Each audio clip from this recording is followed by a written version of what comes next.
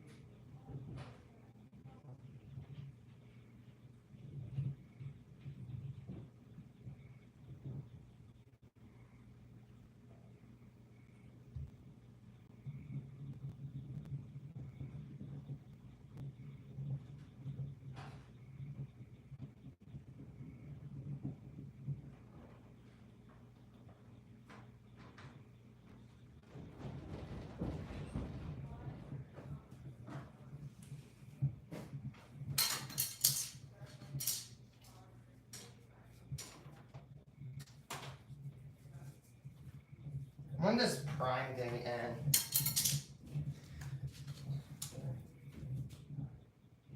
Hold on, guys.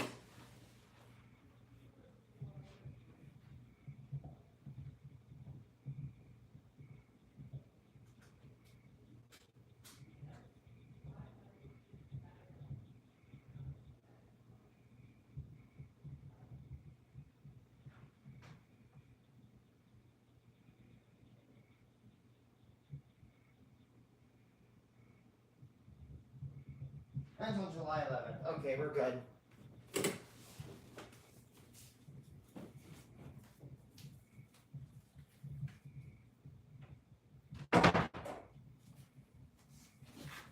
Okay.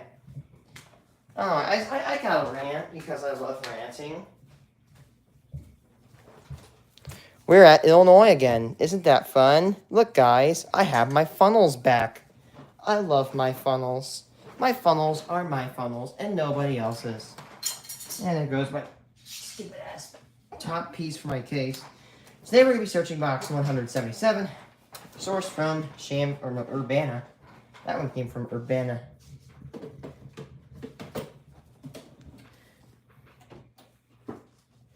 I cannot wait for box 182 because that's going to be probably a good ass box. So yeah, so Prime Day lasts till July 11th. I might get myself a solar panel for my battery. That way I can recharge off grid. That way if I crash my car, I have infinite power to charge my phone and iPad. Okay, chat. Let's do this. I hope that's... Oh, I want to see how... That's a, like, upper medium charge. Did I bury my knife?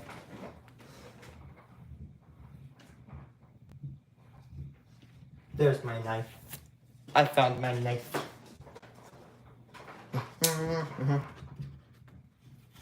Do not make me have to go upstairs again. Please and thank you. Hopefully it's not a new box. So shit. No way, is it actually just a new box? Oh my god, it is!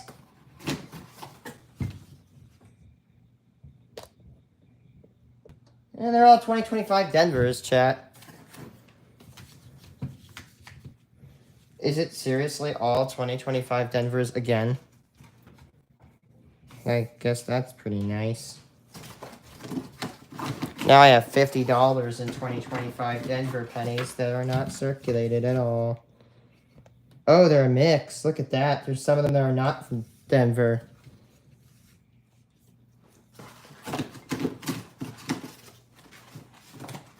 Holy shit. I might have to sell some of these on Facebook Marketplace.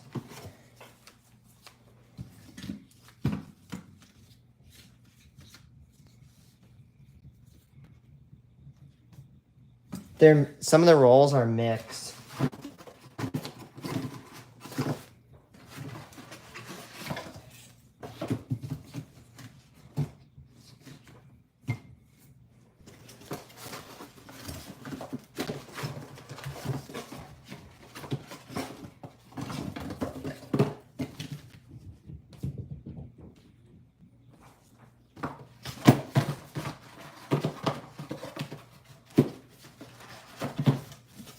Well, chat, we will not be searching this box.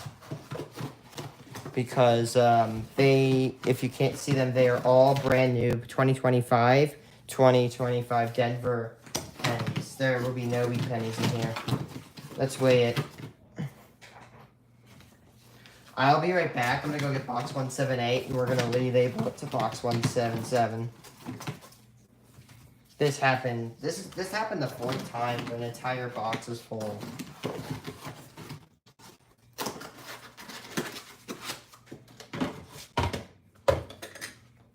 Usually zinc boxes weigh like 7,400 grams, roughly.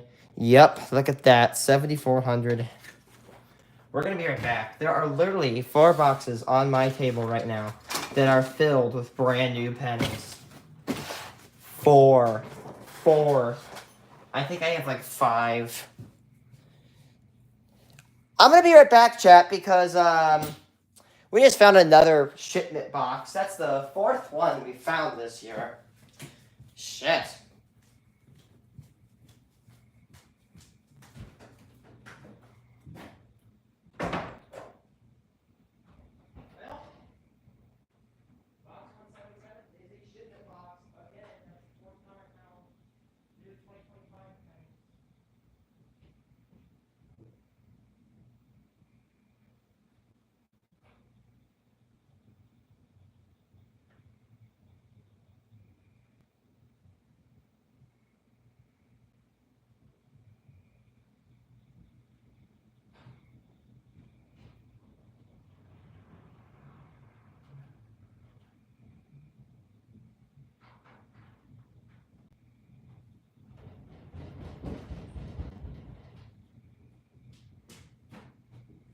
Okay, guys. I found box 178. Came from a different bank this time. Let's see if it's... Sup? Oh yeah, sup, Paul fan. Okay, if it weighs 6,400 grams, it's a dud. Yep, that's good. That's not new. It says it's box 178, but if I don't search a box, then its number gets revoked, and the numbers of the next ones go down. So, although this is 178, it will be noted as 177. Because it only counts if I search it. So if it doesn't get searched, then the number gets removed, and the numbers get shifted instead. Okay, let's open this box. If I see... Okay, yeah, we're going good so far. There we go. There, again, as I said, there's no use in searching that box because they're all only 2025 penny. Oh. 2023 Denver. We're good so far. Look at all coppers on that end.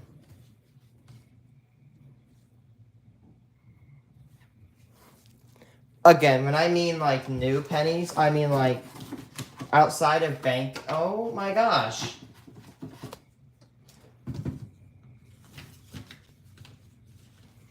Look at these durable gloves, people. Heavy durability, the box says. Not even like a couple minutes in, we've already got a rip. I'm sorry, but if you're going to advertise heavy durability, I don't think they should be doing that. Just a suggestion. Just a minor suggestion. I don't see any enders yet. Imagine we get a God box like we did for the past 2 days.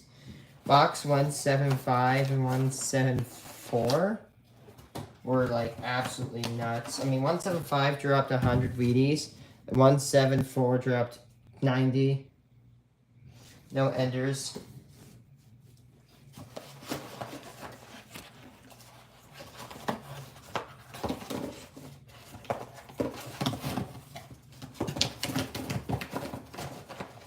We did not meet our quota for the amount of pennies collected or penny boxes obtained. So we're gonna go back to my town, my local town, and go trade because apparently they got a shipment yesterday. Okay.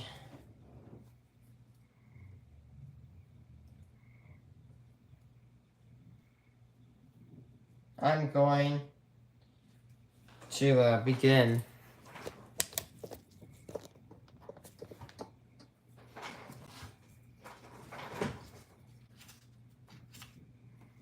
Son of a bitch. Hi.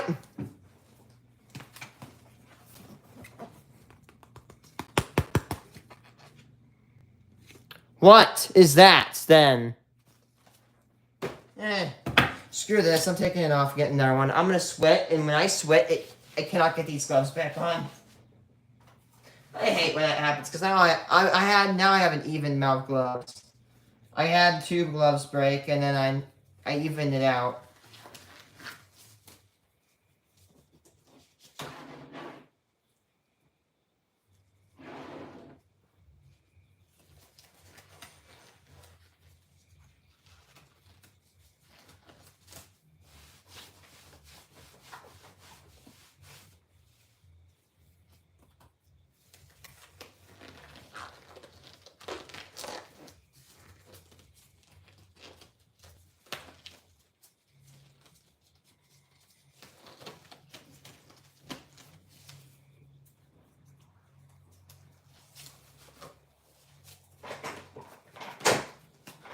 Okay.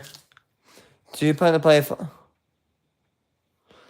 I plan on doing it. I'm sorry if I keep delaying it. I just have like work, and then I just get lazy.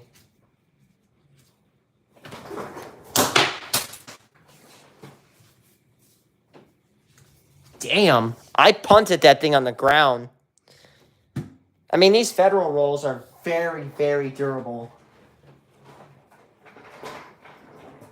Damn. Oh my god. That roll's got punted. There's a Canadian penny.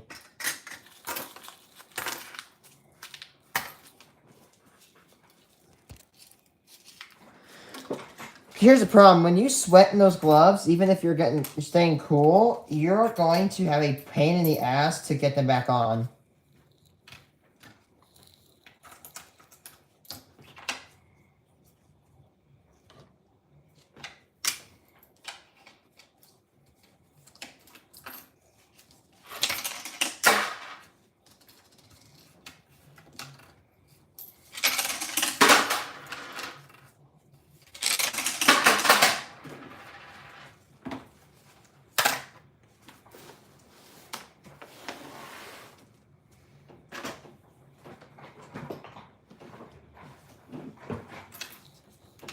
Oh, 9.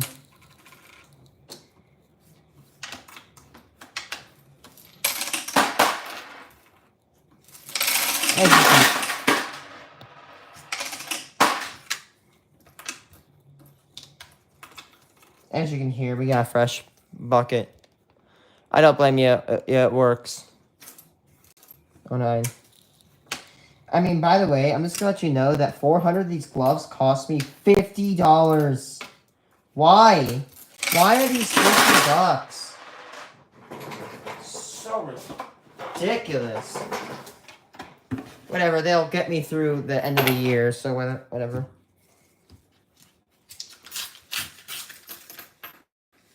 Weedy. 45 Philly. I thought that was a 43 Philly.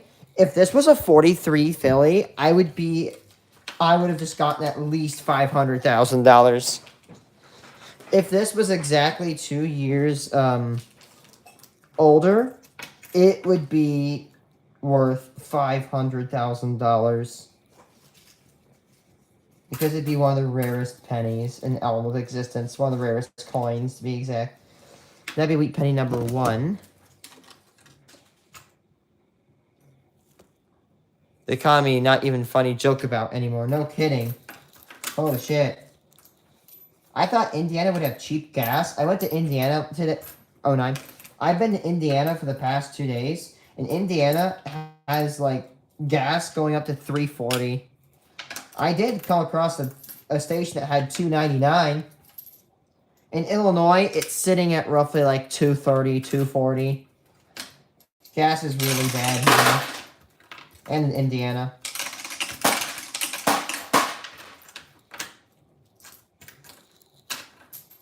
Come on. Did you see that? Was that a 20-foot in here? Or no?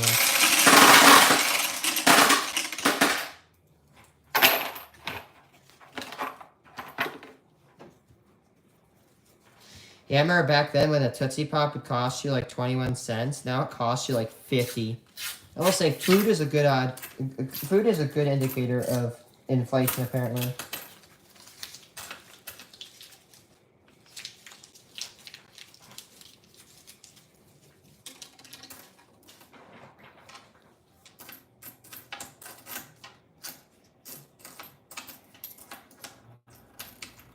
Oh no.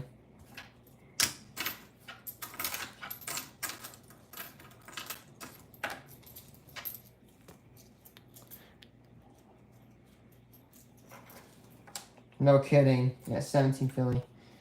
So yeah, I'm really telling you, as of today, like as of like 1 p.m. Eastern time today, gas prices did range up in the $3.40 range per gallon. And the lowest I found it was $2.99, which is pretty low even for Illinois. But the low areas were like a couple that were like very close to the border of Illinois was some gas stations had $2.94, and that was the cheapest I could find it. In Illinois and Champaign, where I sourced the pennies, the cheapest I was able to get it was at $3.05.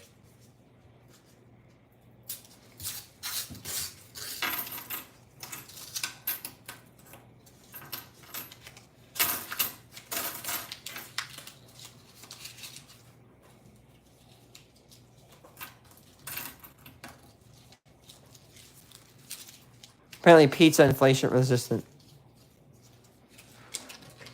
I will say, I've been able to grab a 6-inch pizza and a good Pepsi and 5 breadsticks at this one restaurant I eat pizza at for like $17 after tax.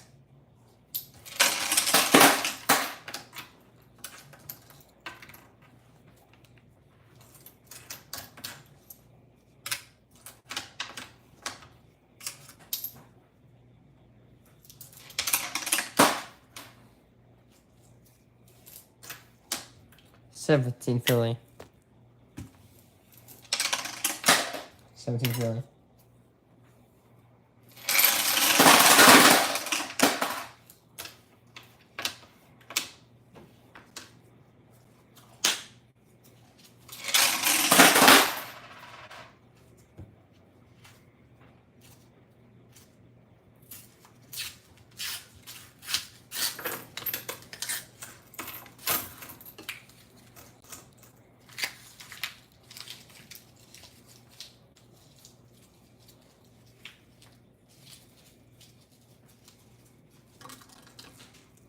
I personally only go for a stuffed cut. Yeah, honestly, I tell you.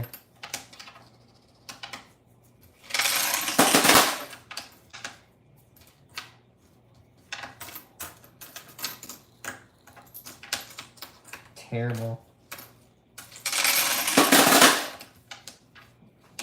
If I think gas expensive, that's nuts because my car gets 28 to the gallon. On a bad day, and if you're good, you can get it up to 33 and 31. If you literally cruise control my car, you can get up to 35 gallons, 35 miles to the gallon.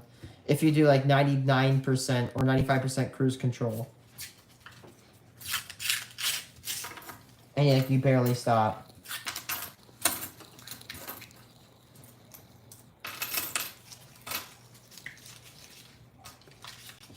There's 09.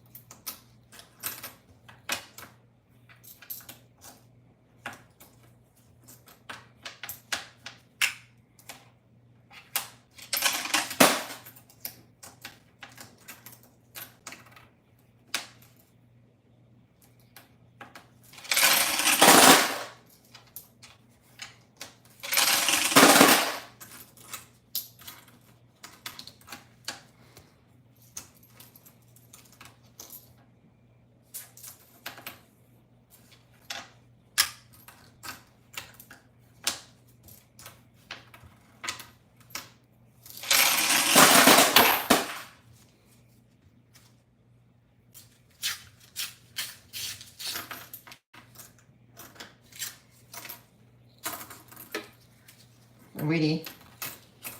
41 Philly.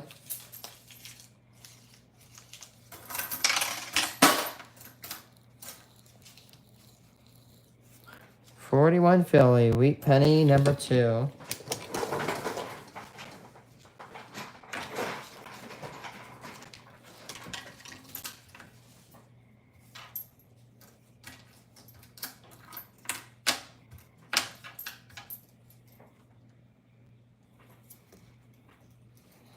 Yeah. Honestly, I know what I have a really good frozen food suggestion. If you guys are stuck having to buy frozen food, if you guys hate going out for food like chicken, I'll tell you a really good way to get chicken for cheap. Drag your ass to Sam's Club and go get Country Pride chicken. I'm not sponsored by the way, just saying this. Country Pride chicken strips. You get 5 pounds. If you eat 2 every single lunch, you will last yourself at least 2 weeks. The camera is probably about 18 inches off the table. But you could probably survive off of that for 2 weeks, and each box cost $15.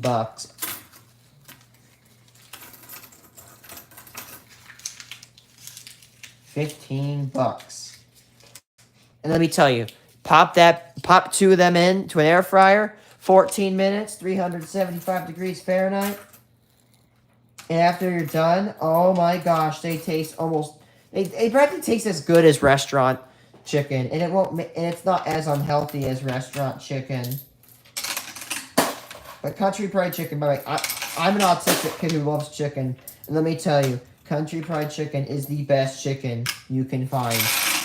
There is genuinely no better chicken, like strip, or no chicken tenders better than Country Pride chicken. Again, you can just buy 5-pound boxes from Sam's Club for $15. It's amazing.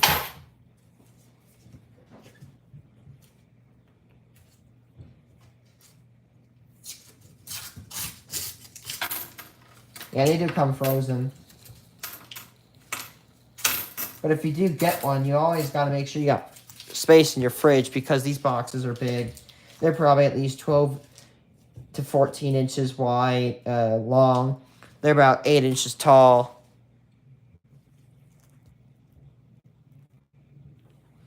Yeah.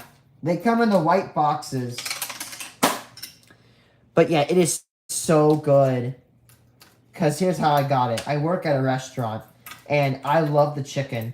And I actually just get the job of burning the boxes. So we burn our boxes. But why don't you recycle them, you ask? Because our boxes have wax in them. And you cannot recycle wax boxes for some reason.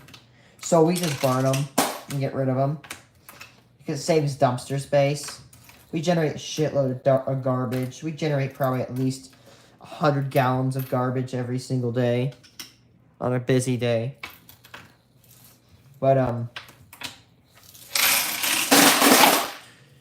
But, you know, while I was taking the boxes out, I found one box, and I took a picture, searched that up online, find out where they sell it, and there you go. I'm going to tell you this right now. If you get a restaurant you like, and they leave the boxes out, and you find something you like, take a picture of that box, reverse search it, and you can get it. Like, for example, Tyson Red Label Chicken. I can't find that, but let me just say you, Tyson Chicken is the goddamn worst. By the way, I'm just saying this right now, but if I don't like chicken, that's how you know something's wrong. Because I've eaten chicken from California, from frickin' Washington State, Washington, D.C. I've eaten it from, of course, Illinois, Indiana, Missouri, Wisconsin. I've eaten chicken from almost everywhere, and in Florida, too. If I don't like chicken, then that's bad. Tyson's is absolutely disgusting. It smells super bad. I don't want to say super bad, but it just smells, well, I don't mean in like a joking way. It smells fishy. Okay, by the way, we're 10 rolls in. We should have 2 Wheaties. We do have 2. But apparently, I heard that Tyson's chicken is produced from some of the same machines they use to process fish. Also, Tyson has faced a lot of sexual assault in the workplace allegations. And I'm pretty sure they've had allegations of firing their workers for taking bathroom breaks. The only good thing I think I've heard they've done is help with the Joplin disaster in a tornado. But yeah, Tyson's is bad. Worst chicken. And I'm not even trying to say this to me. I'm saying, like, I just don't. Like, I had 3 strips put in front of me. And I've eaten, like, probably 7 strips of Tyson's. I've given it 3 chances from 3 different locations. And I just can't do it. 17 Philly, by the way. My last meal I had, I got, like, literally 2 bites in, and I couldn't do it. I gave up. Again, I'm a little picky. But the area where I'm least picky with is chicken. As long as it's a tender, I don't care. I don't... screw boned chicken. I just couldn't imagine myself eating boned chicken. 17 chili. I hate when I'm washing dishes at my work and I get boned chicken. Shit is the worst. From Chicken Brands. I don't know. I've never heard of that brand before.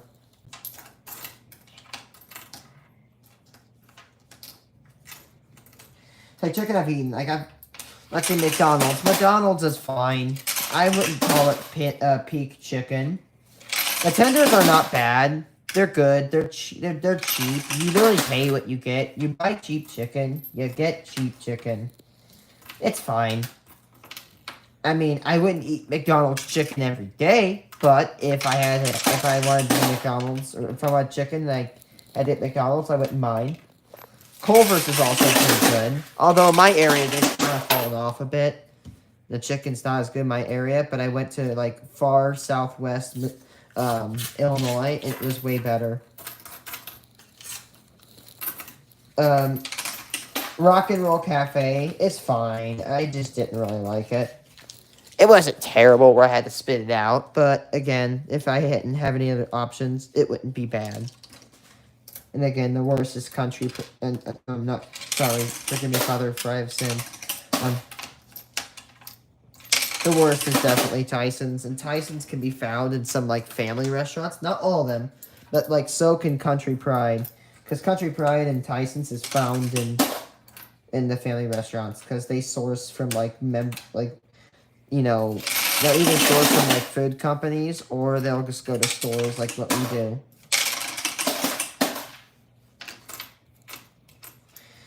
My restaurant used to serve Country Pride, but they switched over to Tyson's. And and by the way, let me tell you about Tyson's. I haven't told you before. Tyson's is disgustingly processed yellow. Like, I'm not kidding you. When Tyson is raw, it is, the color of it looks like puke. Oh, there's 57 Philly. Wheat penny number 3. Again. There's 56 Denver. There's wheat penny number 4. It's 2 wheat pennies. It looks puke yellow. It's disgusting. You could literally tell how processed it is.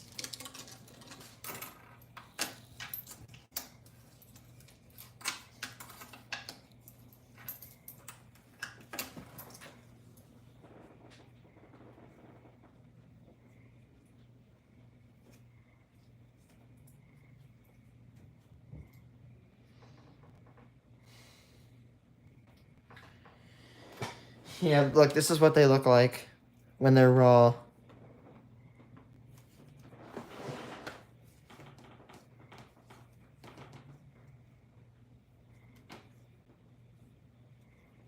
Give me a second. I only have it on my phone, so I can't show you.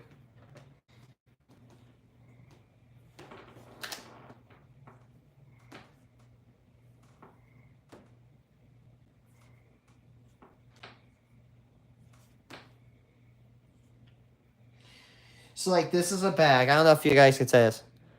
But you see that? That is Country Pride chicken strips. That's raw. Now look at this. I don't know if you can see it. But look how yellow that is. Like, that, I don't really get scared of ultra-processed foods. But that really definitely made me a little bit shook. Like, holy shit, how?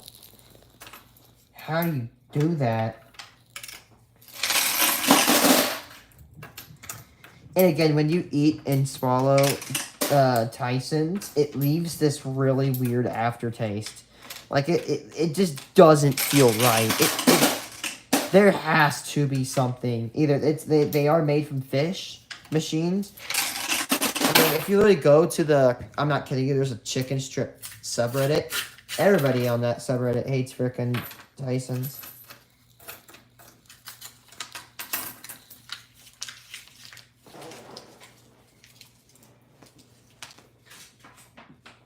Like, I don't have it on my... I do not have it on my iPad. Give me a second.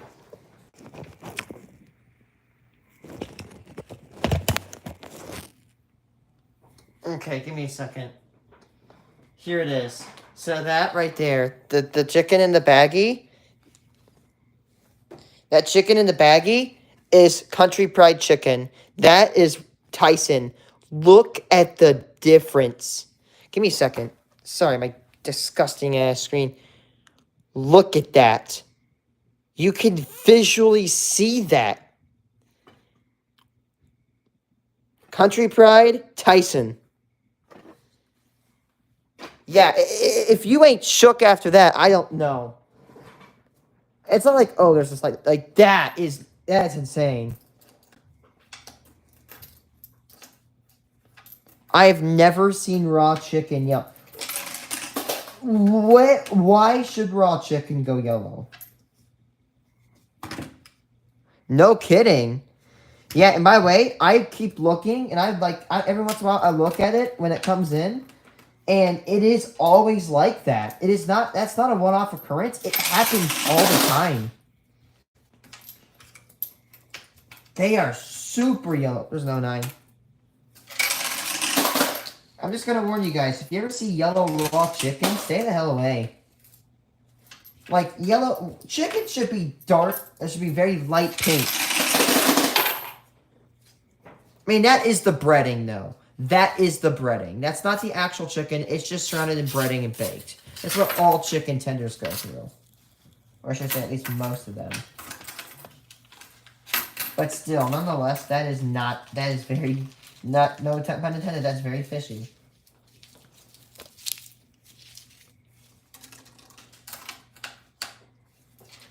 Yeah, I have this one pizza restaurant, and I went, oh, there's 09. I'm like, I'm gonna go eat some chicken, and it was so bad. I'm like, I thought the restaurant was bad, but no, it was just a chicken. So a couple times, if you go to a family restaurant and you have bad food, either there's 2 things that happen. Either they are bad at cooking, or they just get bad food. Most of the time, it is bad food. For example, again, we have Tyson's. My chef I work for, he's very good. He's the boss and he runs the place. He is very good. He is a very good chef. We have 4.5 stars. But no matter how good he works, he just cannot do anything good with Tyson's. And it's not his fault. He does try. So that's why I bring my own chicken into work. I don't even mess with the Tyson's. My picky autistic ass don't like it.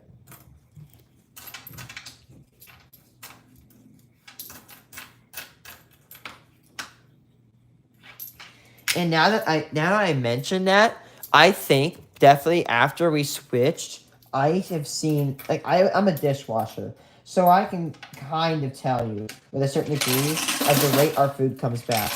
And by the way, the moment we switched to Tyson's, I never saw chicken strips come back. They either pieces of them or they were all gone. But after we switched, I saw like not even a day in, and I saw 2 fresh Tyson's chicken strips that were cooked. They were pretty good. They weren't overcooked. They weren't undercooked. They were just fine. and they were not even touched. Like, no one even cut one up. That never happened before our transition to Tyson's. And now that I think about it, I am seeing way less chicken being put in. I see less chicken going out. That's why I go tell my boss, like, dude, listen, pay more money, get better product, get better ratings. There's Woody. Because they're probably cheaper. And whatever, I mean, the economy's bad right now. We just get... Not like we cheap out on everything, but either that or... Well, apparently what I've been told is that... Well, imagine, I think it's like a subscription when we get our raw food. And, like, we pay a company and they just give us whatever. And they just give us Tyson's right now.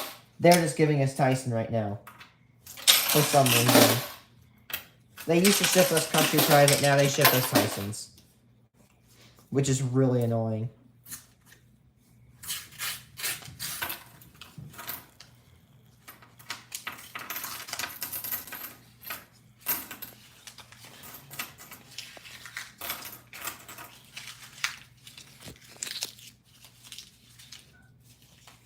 Yeah.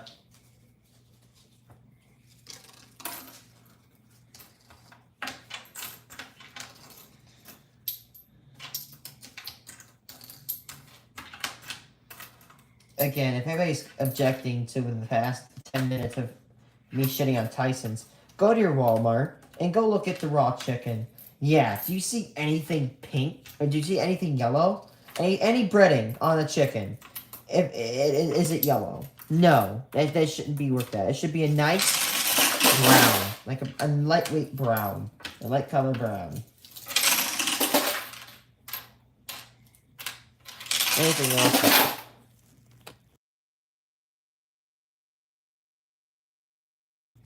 Anything else is just avoidable.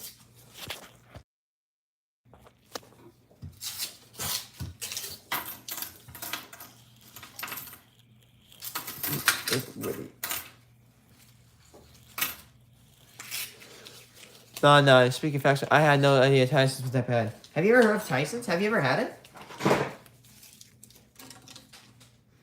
I mean, Tyson's is not like, literally like, it's not like it's so bad where like you couldn't even like do it. Like you can if you can eat Tyson's, I just recommend you guzzle and take a nice drink of Pepsi or some shit afterwards.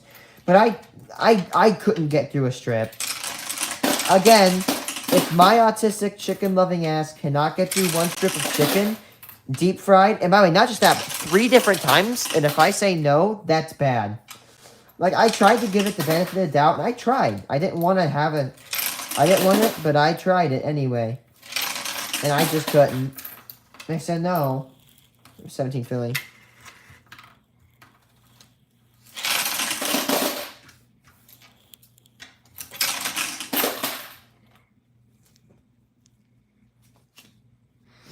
Oh, God, you are getting tormented. Okay, there's 20 rolls in. We should have 4 beat pennies, and indeed we do have 4. We're, like, skirting the average right now.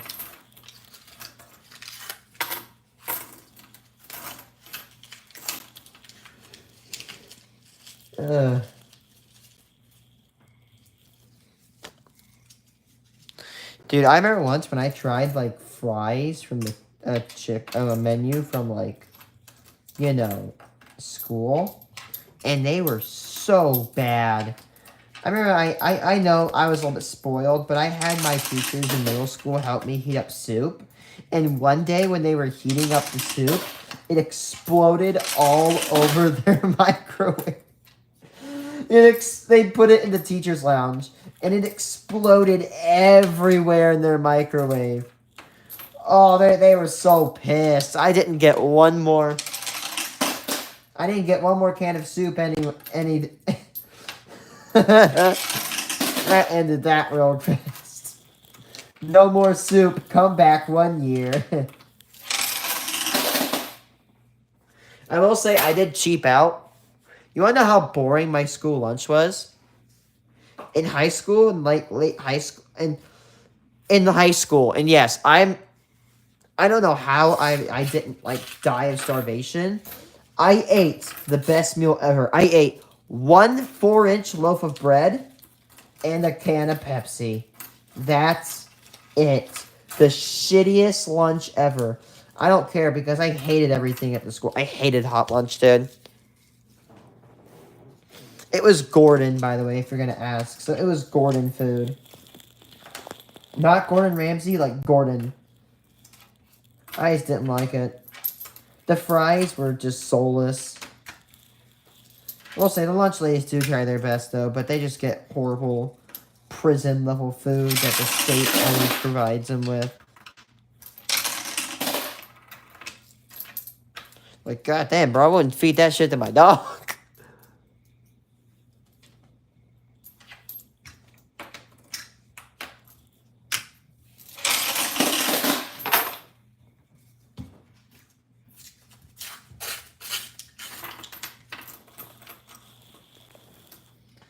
1952 Denver.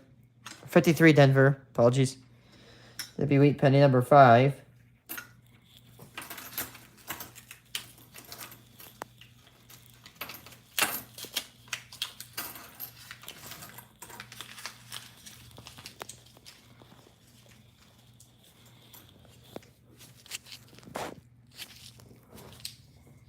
Yeah, you probably would disagree with me because I'm picky and that's totally fine.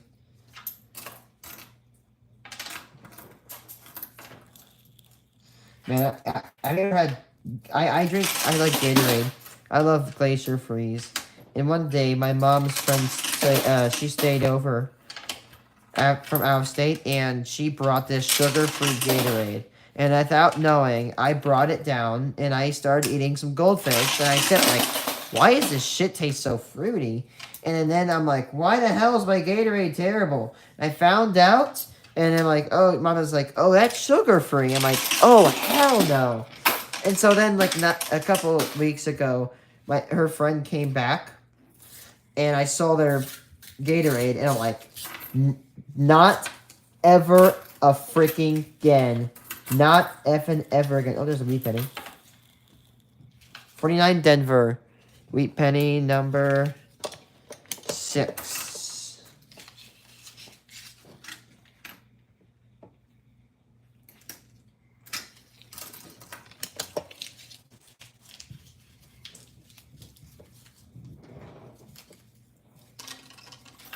Yeah. Sugar-free Gatorade sucks.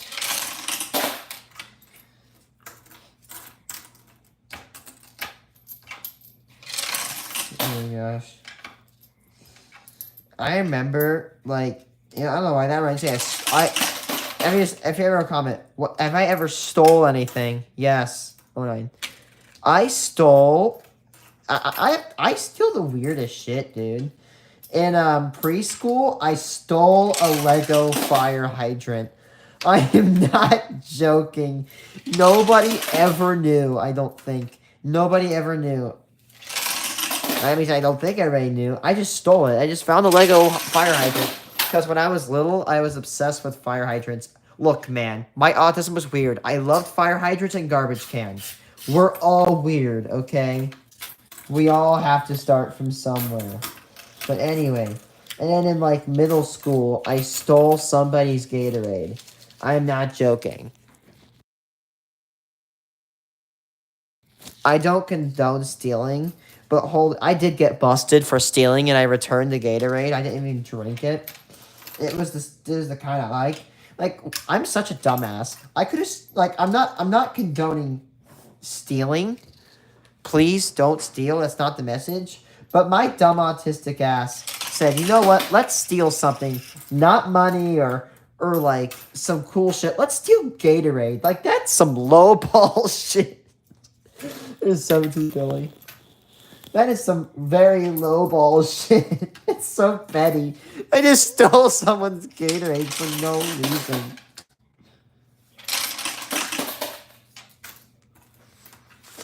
That, like, the dumbest thing I've ever stole. Like, I remember because I was going up the bus, and it was hanging out of the back of someone's backpack, and I just like went, oop, I stole it. I did give it back though, because again, my ass got busted.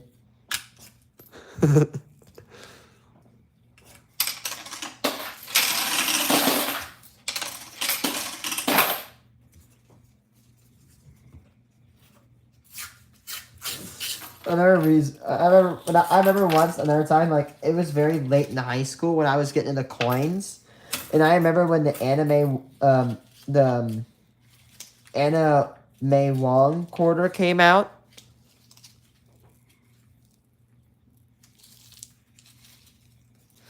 But I would make my teacher that ran the vending machine so annoyed because I found out that if you put a dollar bill in it and you press the refund button, it would spit out 4 quarters. So I dead there's an estimate.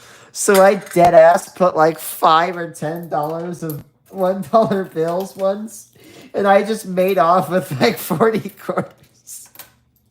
Like, what if I told you that if you go to a rest stop and you take a $1 bill to the vending machines, they usually spit out $1 coins. Try it. That's 17 Philly. But I'm sorry if my dumbass laughs. So I remember I literally kept this secret for like 3 years. So I would always go to the vending machines in my high school and I would check if they had like coins in them. And very surely enough, I discovered like if you don't know, it's like this one green vending machine. I'm sorry if I'm doing the coin search. I want to show you guys a picture of it.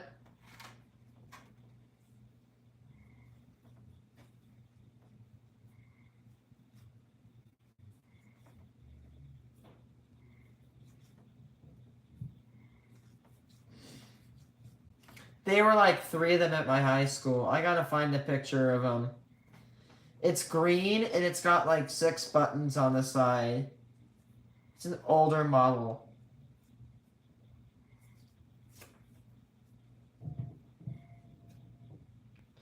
Oh my gosh, can I find it?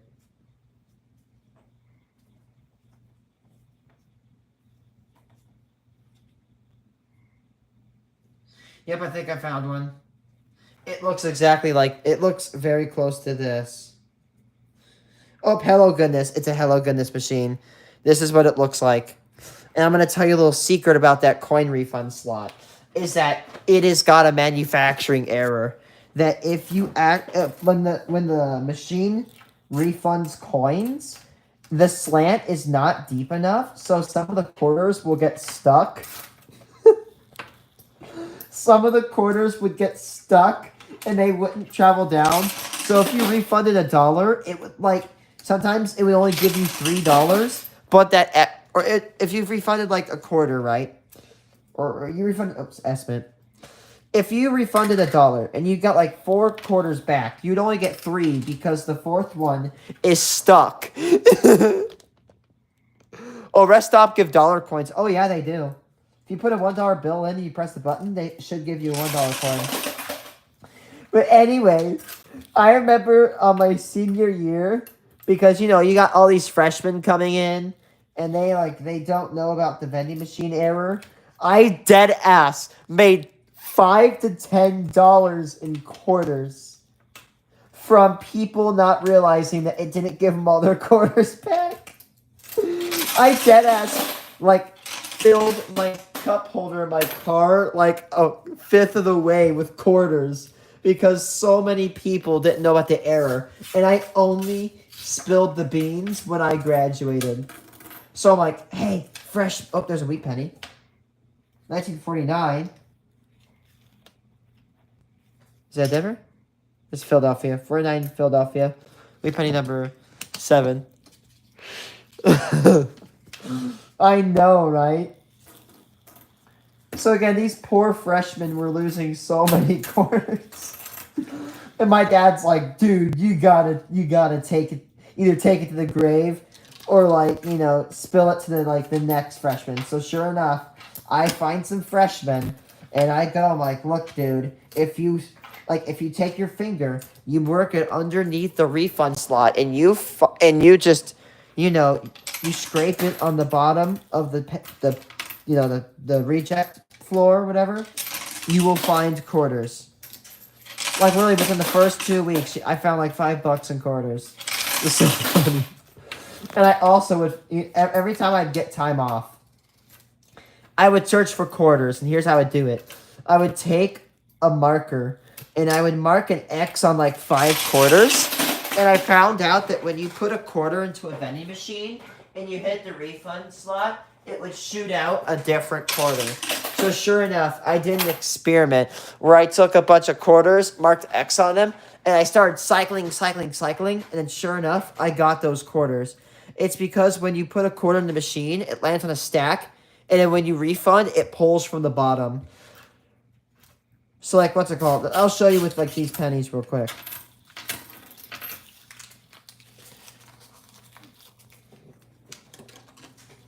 Because it's very simple. And that's how that's how I got a few more quarters. Like I would literally go through the vending machine, and I would run out all the quarters. Like I would literally go through every single one. And I did it until my college year, until I got bored of it.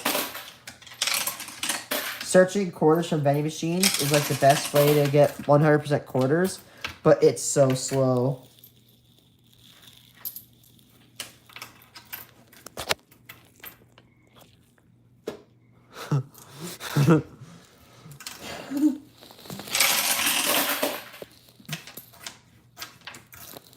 But yeah, here's how vending machine works, right? So like you put your coin in, right? Imagine this is a stack of coins.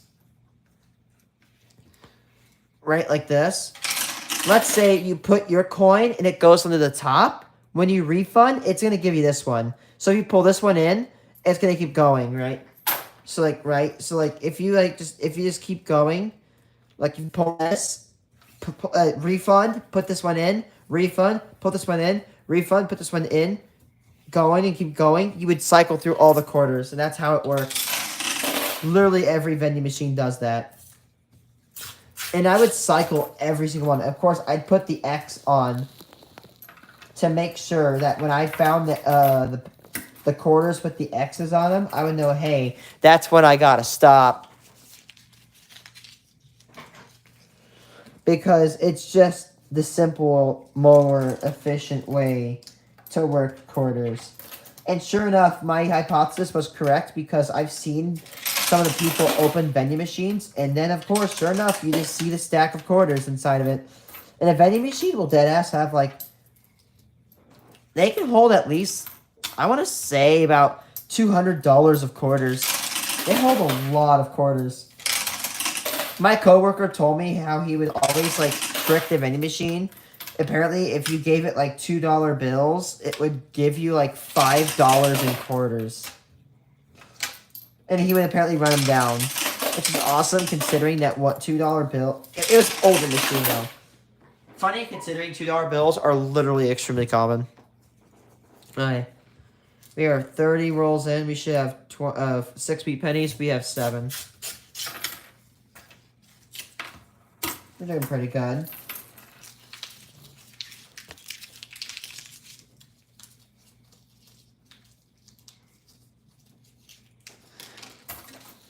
Yeah, because again, can you imagine having to make a mechanism to pull the quarters from the top? It would really suck.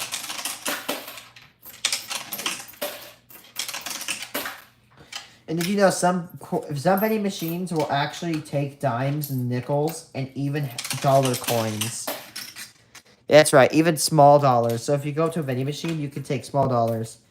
And in the case of rest stops on the interstates, like literally ask your mom to go, like freaking, or dad, whatever, or parent, guardian, ask them to go to the stations, take a $1 bill, get it in, and then if you're lucky, if it's a certain type, 17 Philly, if you're lucky, it will spit out a dollar coin, like a small one.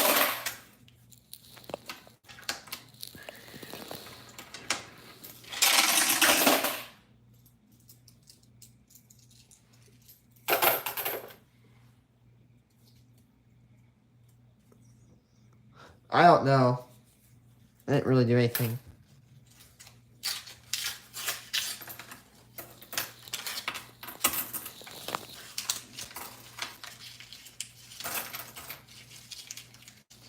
But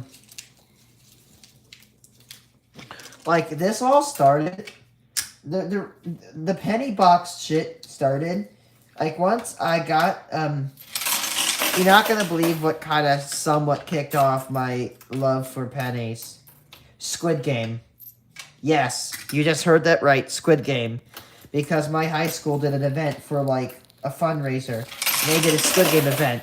Okay, so I managed to weasel my way up into, like, I found a teacher that, like, was really my friend. So I weaseled my way up into the stadium, like, thing. And I got to search the pennies. And I found a steel cent. And I was in love at first sight. I'm like, oh my gosh, a steel cent. And luckily I had a penny in my pocket, and I switched it out.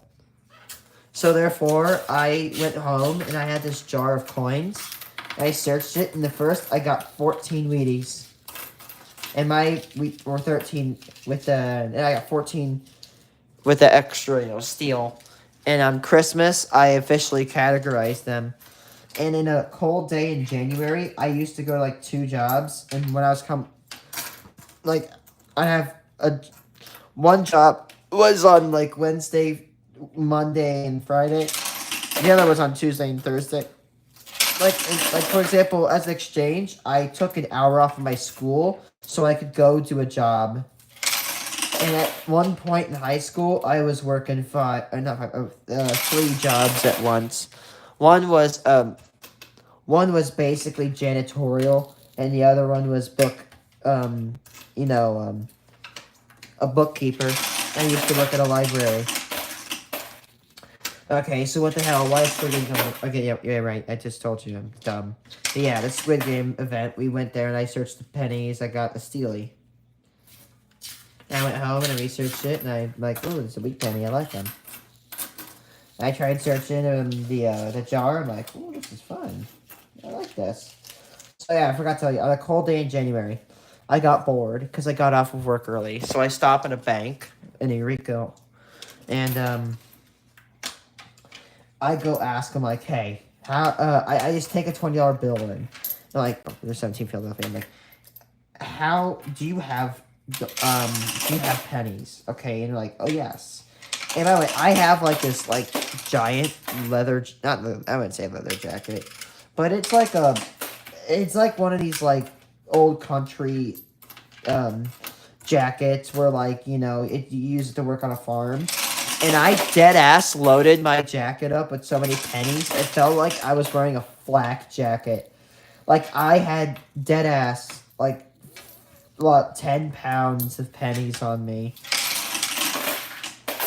It was aching my back. So I just drug home a whole $20 of pennies. And I burnt through them. I searched them on my Instagram stream. One of the first streams I did. I'm like, yeah, that's fun. Do it again. And then I'm like, let's do it again. And then the bank's like, hey, can you, like, not do this? And so they struck a deal with me. So every single month, I would get 2 penny boxes until January of... What was it? January of 2024? I was cut off, and they changed company policy, and I got removed off the deal. And I was honestly, I don't want to be like a little puss. I don't want to be like a little puss, but I was just freaking breaking down in tears like, dude, my only source. But you know what? You know what I said? I'm like, you know what? No. They may be my only source of pennies, but no. I will find a way. And indeed I did. So I found out that Champaign had about 4 Chases and 3 Heartlands. And by the way, the Heartland banks over here near, like, Bloomington, they won't give you shit. But if you go to, like, Champaign or Urbana, they'll deadass just give you boxes. Again, so yeah, you go, oh, there's a Wheatie. 57 Denver. Sweet penny number 8. I am. So I'm not kidding you. I was so, like, nutty on making sure, like, oh, there's another Wheat penny. 56 Denver. We penny number 9. That's not bad. They just found it under that 1 penny. But anyway, if you know anything about me, especially if you hear me talk or play games, I am extremely tenacious on certain things. I will find a way to do something. I said, you know what, damn it?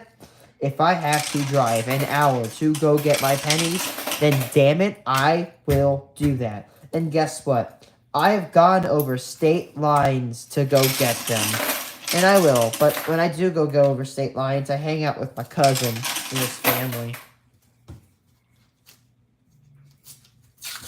But honestly, outside of Chicago, Champaign-Urbana... Oh, that was a bad voice crack. Holy shit. Anyway, Champaign-Urbana, outside of Chicago, has the best source of pennies. I will go in, and I can make out with at least $200, or at least 8 to, 10 boxes. I did not meet my quota for Monday shipment, so I'll have to go get some more at my bank, which I do have good news because Bloomington, Illinois is about to get a second Chase. They used to have a second Chase. They closed down. They're building another one. I hope they don't move. 217, please. So, my mom was driving me to my town, and I see it, and I said, sniff, sniff. Do I smell another Chase that is gonna get ass blasted? Be like, hey, they're probably like, hey, so this one autistic comes in asking for pennies. Just let you know. Well, so to get to the bonus part of the story, well, I would honestly search only 2 boxes a month because that's all my resources would grant me. I would make giant shipments over to Champaign-Urbana, and then I would come back. 2 Chases. By the way, let me just remind you, Bloomington, Normal, Illinois has 130,000 people. It has 2 Chases, but Champaign-Urbana has the same amount of people and has 4. Probably because Heartland Bank and Trust, if you don't know, it's a green block, and it's got a star in the middle. And it's only really found in Illinois. Heartland Bank and Trust is very, very... It's only tied to Illinois. You won't find it outside of Illinois. And it is headquartered in Bloomington, Illinois. And there is a lot of Heartland. There's at least... Let's see, there's one on Market Street. There's one on 405 Hershey. There's another one on Oakland Avenue. There's at least 3 Heartlands. There's another one into Normal. There's 4. There is yet another Heartland that is the headquarters. There's 5 Heartlands in there. None of them will give me shit. But Race, why don't you try to trade with Heartland? No, they only like... They like loose pennies. And the problem is that when it comes to... Look at that stupid durability, by the way. Really, really good durability. The problem is that when these banks ship out, every $50 of pennies these banks ship out, they have to pay, I did the pricing, $1.70 per bag, not even including shipping. So for $50, they have to pay $1.70 out of their pocket, by the way. And that's why they don't like taking it, or taking coins as much.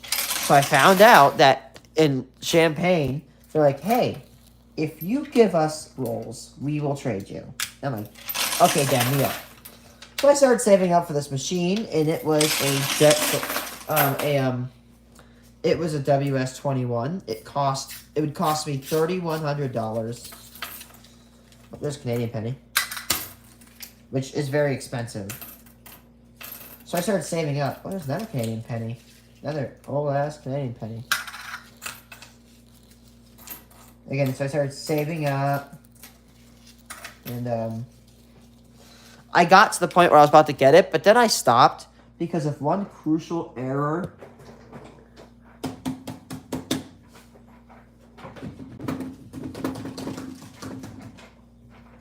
Is that, here's the thing. I was very smart. I had $3,100 freshly saved up in cash. I was ready to deposit into the bank and get it bought. But then I stopped and I caught myself. And I started to ponder and contemplate. And I looked at it. And there's a rule with machine. The more complex and the more moving parts in a machine, the higher chance it is to fail. There's 17 Philly, by the way. And I look at this machine, and I want you to imagine a machine that takes pennies, takes a spool of, like, penny roll that looks like this, endlessly unraveled, like that. I want you to take that. Imagine making a machine to wrap that. I want you to imagine all those moving parts that has to be lubricated, that has to be not damaged. And I said, if that broke, by the way, hold on. We have 10 rolls to go, and we should have 8. We have 9 wheat pennies. That coin machine, that like the bank grade machine, if that machine breaks, that will, and if I have to hire a guy to come out and get it or fix it, that is $250 plus $100 an hour to fix it, plus parts fees, which could cost me up to, there's a lady. 58 Denver. We penny number 10. However, I will say the only reason why do I have the coin machine then? Well, the jet sort I have has one moving part. Only one moving part. How many moving parts does the Goalie WS21 have?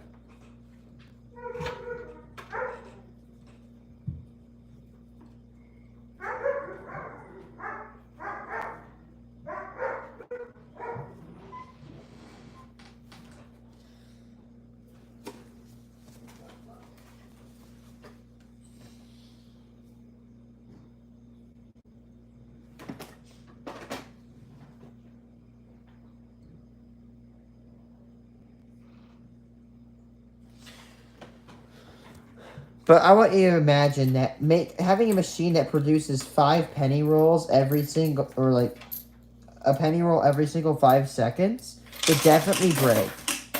And the thing is, here's what's bad about the Goalie WS21, right? Is that it comes from one of those sites where like you have to file a quote and some bullshit, and then you have to get it. My banking equipment is very expensive. That bank machine, that coin machine I have, like the big coin machine, if you get one brand new, that's $7,000. Oh, yeah, you know. Okay, ready for this? This is the Cummins Allison jet sort I have. This is brand new. This is 2000 and this was in 2004, by the way. So you can adjust for inflation. Look at that. $6,000. $6,000. I purchased it for about $650, which is I got $150 off. Here's the original brochure it has.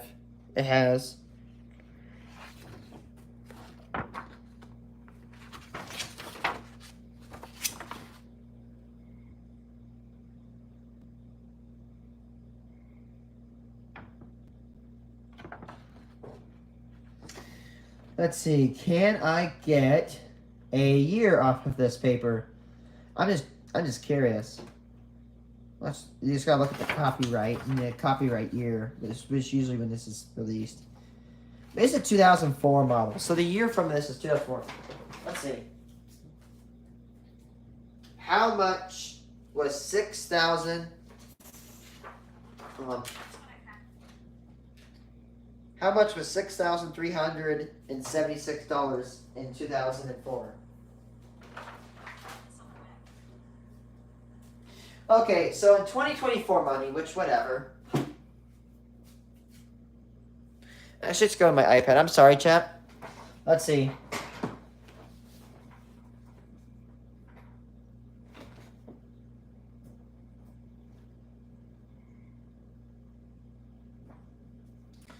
So let's see. 2002 is when that 2004 it was manufactured.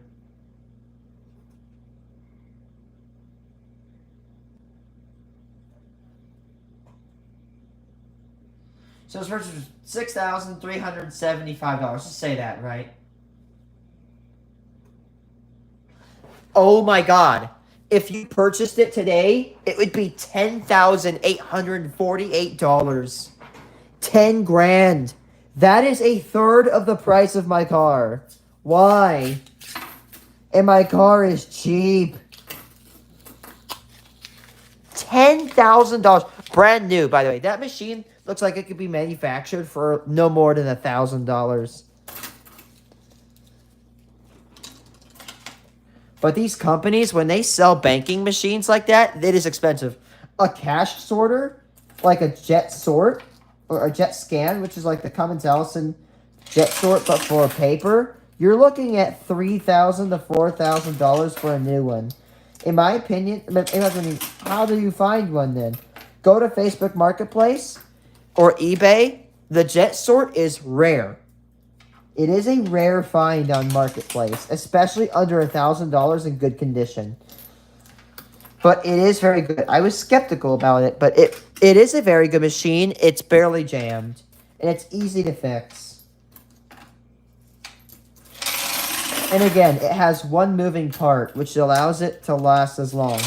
The only thing I'd probably have to do is replace its disc, because it has a rubber disc. And it costs $100 or $120 to replace it, but it lasts forever.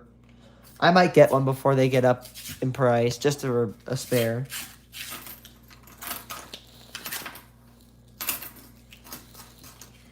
Oh, there's a weenie.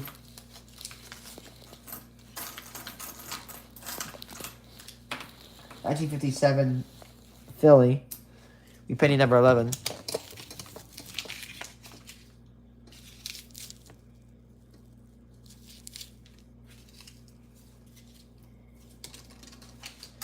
But yeah.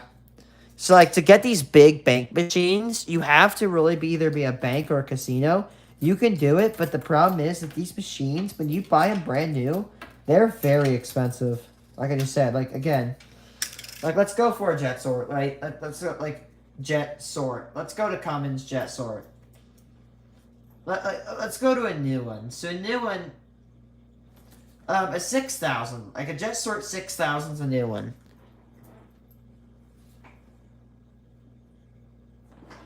So, let's see. Like, for example, if I find one, well, even on eBay, this is a refurbished. Refurbished. By the way, this was used. $6,000, $809. That's $6,900. Oh, my God. That sort's only a little bit faster. My machine can process pennies, dimes, nickels, half dollars, quarters, and small dollar coins. The only thing it cannot process are these. It can process like 2 cent, 3 cent pieces, but like a 3 cent piece would be counted as a dime, and a 2 cent piece would be counted as like a half dollar or a dollar coin. It'll process all those coins at a nice steady 40 coins a second. 17 Philly.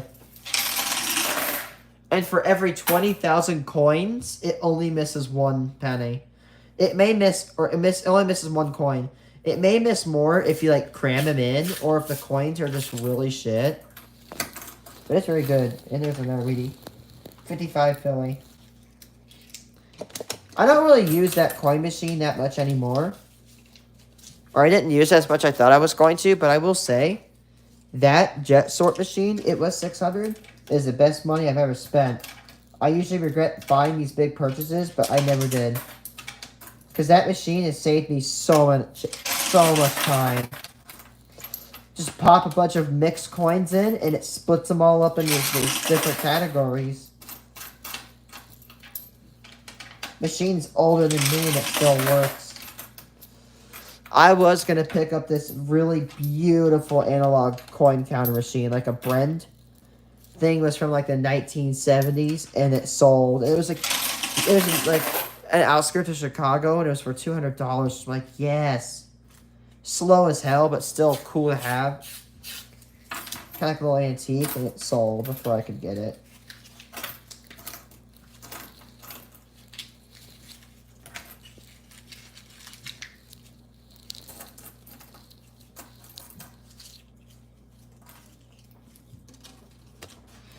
And you know the ironic thing about the coin machine? Hello, viewer.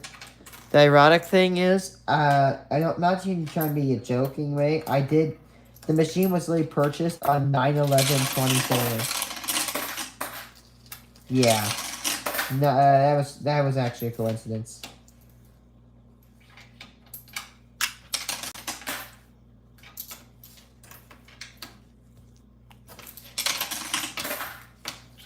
Man, can you imagine just having to haul a big ass 100-pound coin machine?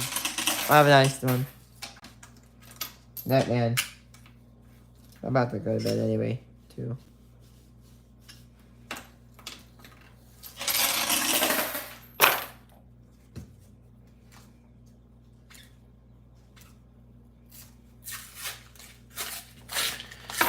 Man, I was really kind of close to going to the hospital today. I was bending down to do something at my work, and I stood up and I spilled oil all over me. But luckily, it was not hot. If I would have had hot oil, I would have gone to the hospital. I wouldn't be doing this coin search today. I'd get third-degree burns or some shit.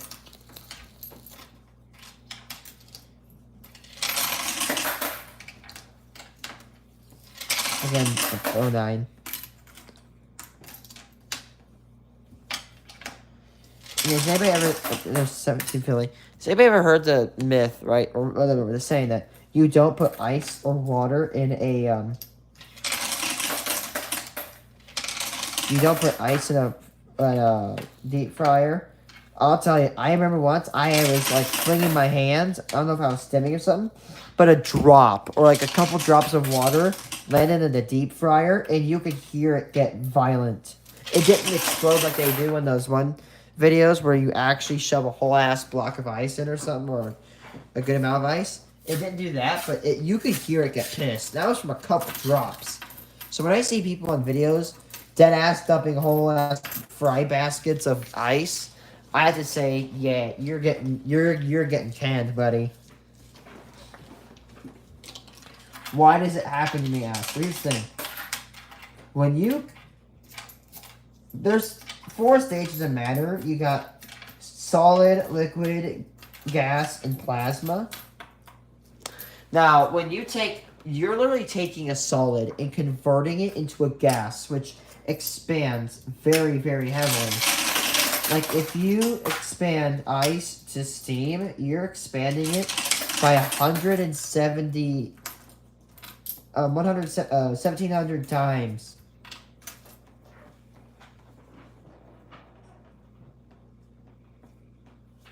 Let me see, 170 times, right?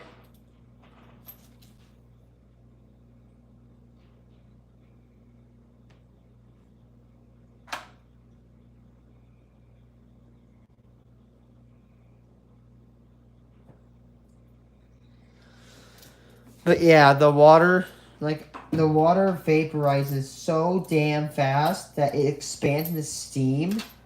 And I want you to remember, if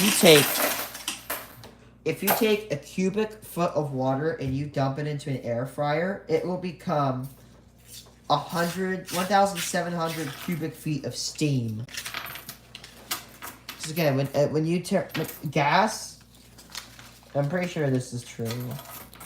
When you take solid to a gas or liquid to a gas, it expands so much. Which is why you have to control steam. It's like, oh, I'm going to make a freaking coal-fired generator at my home. No, Billy, you're not going to make a coal-fired generator at home. Because steam is extremely highly pressurized. And if you mess it up, there will be devastating consequences. Because steam explosions are extremely violent. And when you expand a liquid to be 1,000 times, like 1,000 times more volume than before, then chaos kind of is bound to occur. I've seen videos of freaking steam boilers exploding, and they'll dead ass take out like a whole half block if they detonate correctly.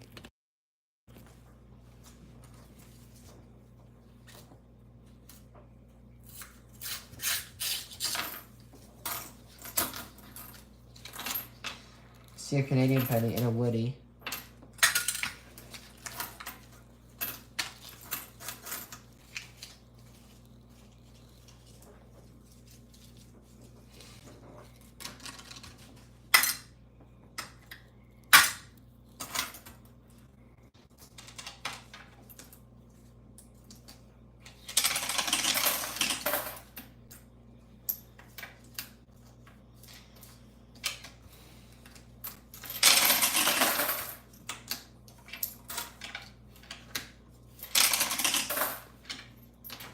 I'm tired of yapping.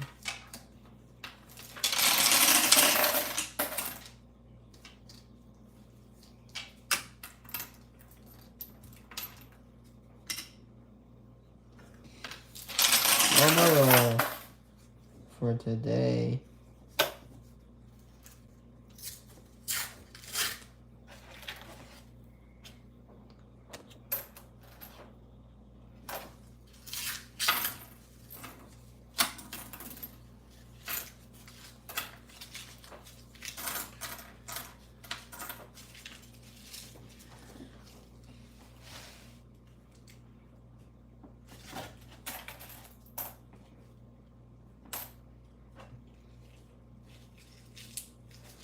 No. No lucky wheat pennies to end this off.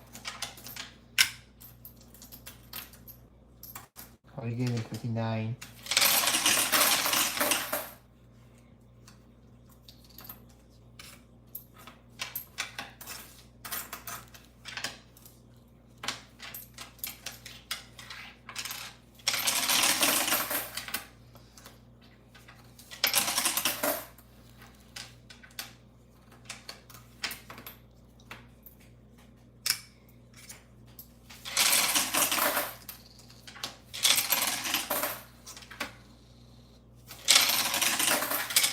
So that is it for the day. Thank you.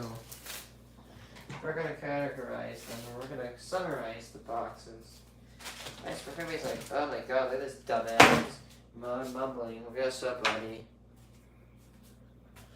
I just got home from a trip from Indiana, and I just worked 3 hours of my ass on a frickin' restaurant mopping floors and doing dishes, and after that, I'm here. So please don't complain. But I work more than you. Well, guess what, buddy? Just because you work more than me doesn't mean my work is invalid. That's a stupid ass mentality. I don't care how many people hate me for saying it. Just because somebody works more than you doesn't mean your work is invalid. Yeah, you do more work than that person. But here's the thing. Like, you know, let's say I do, somebody goes out to the army and fights in war, and then my mom stays at home to work, right? Does that invalidate her work because that soldier is doing more work? No, because my mom has to work hard and shit. So just because you do more work doesn't invalidate other people's work. That's right. Oh, I have to work all this time, but buddy, chill. We all have our places to fill in this world, and no place invalidates the other. We all need each other. If the entire world was made up of soldiers, our world would die. Okay, we have soldiers defend everybody. How are we gonna farm the food? How are we gonna fix the infrastructure? Okay, have everybody be as farmers. Okay, who's gonna defend the farms? Who's going to, build the machines to go tend those farms? We need farmers, soldiers, maintenance technicians, and none of those jobs is better or worse than the other in terms of my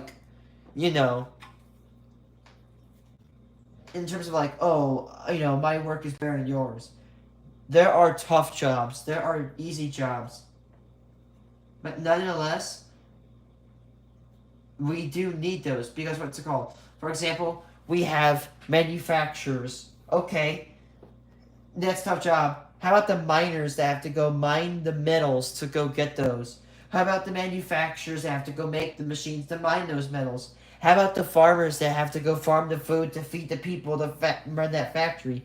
How about the people that build the wind turbines and maintain them to run the factory? Or the people that shovel coal out of the mines and put it into a furnace? Newsflash. People have to do work. Nobody's work is more valuable than the others. Because if we're working individually, we are destined for failure.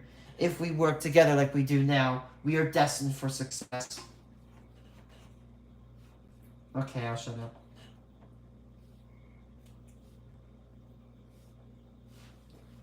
12 Wheaties?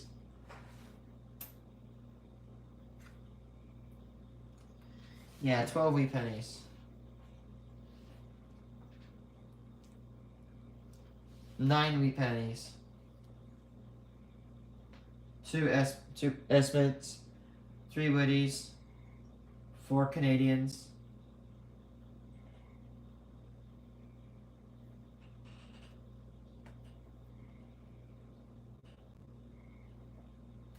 Um,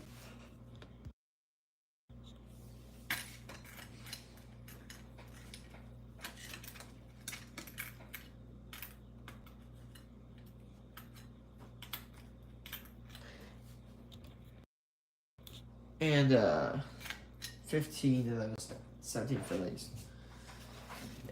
Coppers.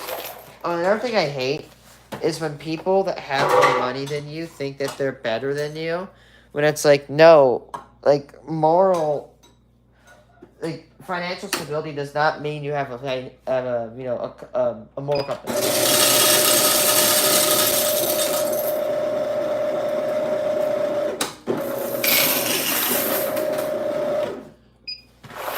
Like I had my cousin one time. He argued with me that he was better than me because he had more money. I'm like, dude, just because you have more money doesn't mean you're a good person.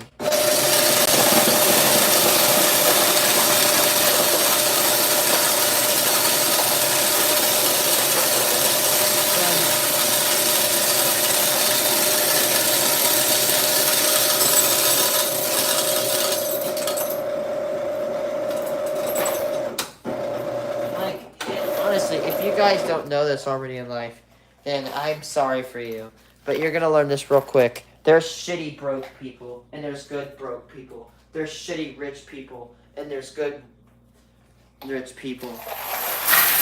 And having money does not mean you have a moral compass. And not having money doesn't mean you don't have a moral compass. Moral compass and financial stability are not related to each other. You can be a rich person and be a douche, or be a good person. You can be a poor person and be a douche, or be a good person. It does not matter what's in your pocket. It matters what's in your head and heart. Holy shit, that actually was fire. I didn't even, get that from anywhere. That's a good question. That is a good quote. What makes you a good person does not come from your wallet. It comes from your head and your heart. I need to post that somewhere.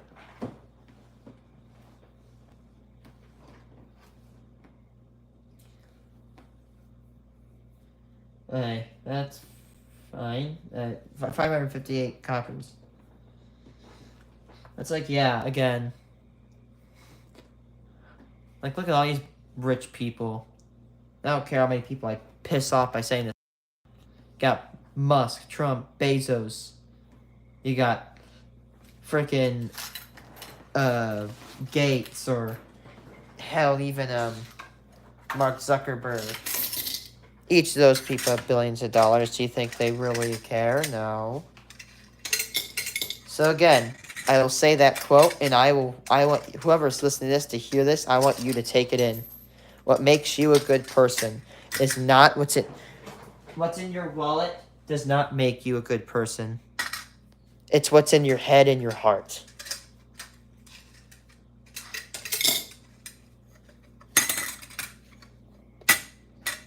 So remember that. And whatever. I don't care how much I'll say it. And if you do not know this already, then I feel very sorry for your existence. Is that there are going to be good people and bad people in this world. There's good and bad people from every minority group. Just because someone is a minority group, it doesn't mean they're bad or whatever. It sucks to see that. Again. Morals. A moral compass does not come from in your wallet. It doesn't come from the color of your skin, or the people that you love, or the person that you are. It comes from your head. It comes from your heart. Sometimes, unfortunately, some hearts are darker than others. Well, sorry for getting so philosophical there. I'm going to go back tomorrow. Jukebox 178. And yeah, see you guys.